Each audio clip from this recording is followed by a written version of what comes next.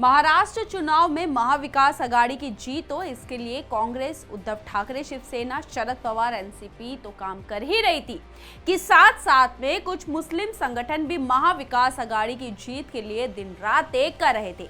लेकिन अंत में क्या हुआ सबके सामने है। यहां तक कि ऑल इंडिया एकता फोरम के अध्यक्ष सज्जाद नोमानी का एक वीडियो भी सामने आया था, जिसमें वो मुस्लिम समुदाय से कांग्रेस, शिवसेना और एनसीपी गठबंधन को वोट देने की अपील करते हुए दिखाई दिए थे। उन्होंने तो बीजेपी का समर्थन करने वाले मुसलमानों के बहिष्कार का फतवा भी जारी कर दिया था। हालांकि अब उन्हें इसके लिए माफी मांगनी पड़ी है, लेकिन बावजूद इसके मुस्लिम पक्ष ने महाविकास आघाड़ी को दरकिनार कर दिया। कैसे महाराष्ट्र के मुसलमानों ने महाविकास आघाड़ी को हराया और महायुति को जिताया, सब आपको बताएंगे। लेकिन उससे पहले आयुन भारत को जरूर सब्सक्राइब कीजिए।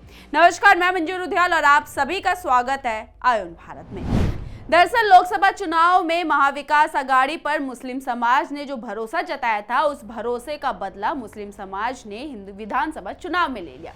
कई माइनॉरिटी वोट महायुति की तरफ खिसक गए।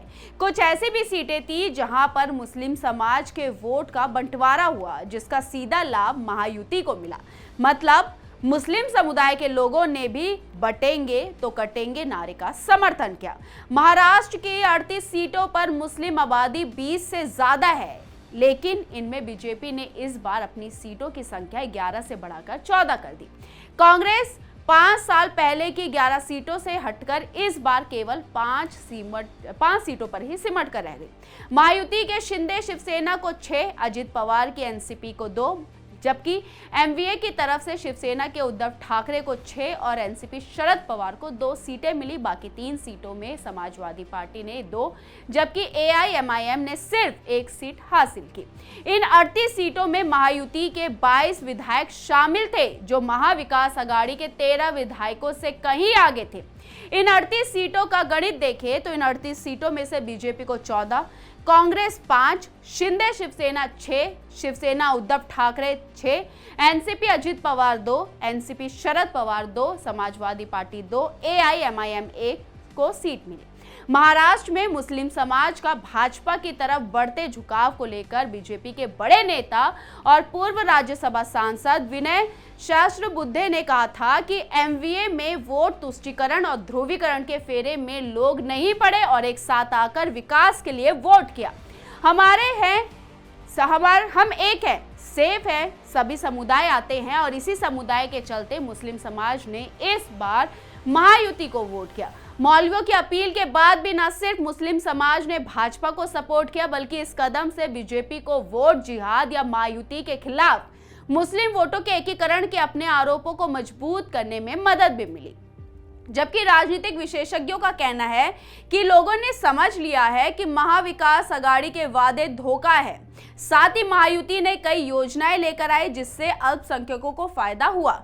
मई में हुए लोकसभा चुनाव में विपक्षी गठबंधन महाविकास आघाड़ी को बड़ी जीत दिलाने में मुस्लिम समुदाय का अच्छा समर्थन रहा, जबकि विधानसभा में कम उत्साह और बटे हुए वोटों के साथ साथ सांप्रदायिक ध्रुवीकरण से उन्हीं निर्वाचन क्षेत्रों में से कुछ सीटें महायुति के खाते में भी चली गई। कुछ सीटों पर कुछ मुस्लिम समुदाय उम्मीदवारों की वजह से भी वोट बढ़ गए। उदाहरण के तौर पर देखें तो औरंगाबाद पूर्व से एआईएमआईएम के राज्य प्रमुख और पूर्व सांसद इम्तियाज जलील बीजेपी के अतुल सावे से 2161 वोटों से हार गए। इस सीट पर वीबीए के अफसर खान ने 6507 और एसपी के अब्दुल गफ्फार सैयद ने 5940 वोट लेकर मुस्लिम वोटों को विभाजित किया, जिससे जलील की हार टल ना सकी।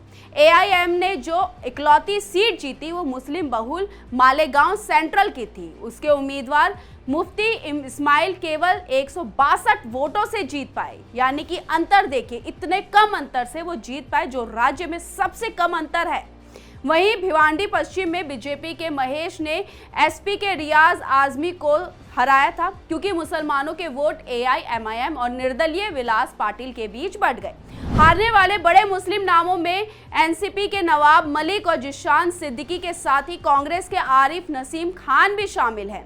अब जहां महाराष्ट्र का चुनावी नतीजा सामने आ गया, तो वहीं महाराष्ट्र में महायुति जो जीती है और महाविकास आघाड़ी जो हारी है, उसको लेकर जो तथ्य सामने आ रहे हैं, कहीं ना कहीं वो यही दर्शा रहे हैं कि महाविकास आघाड़ी ने मुस्लिम समाज को खुश करने की बहुत कोशिश की थी, वोट हासिल करने की बहुत कोशिश की थी, लेकिन वो कहीं ना कहीं कोशिशें नाकामयाब रही, लोगों ने उन्हें नकार दिया। इस पूरी खबर पर आपकी क्या राय है? अपनी राय हमारे कमेंट बॉक्स में जरूर लिखिएगा और इस वीडियो को ज्यादा से ज्यादा शेयर कीजिए।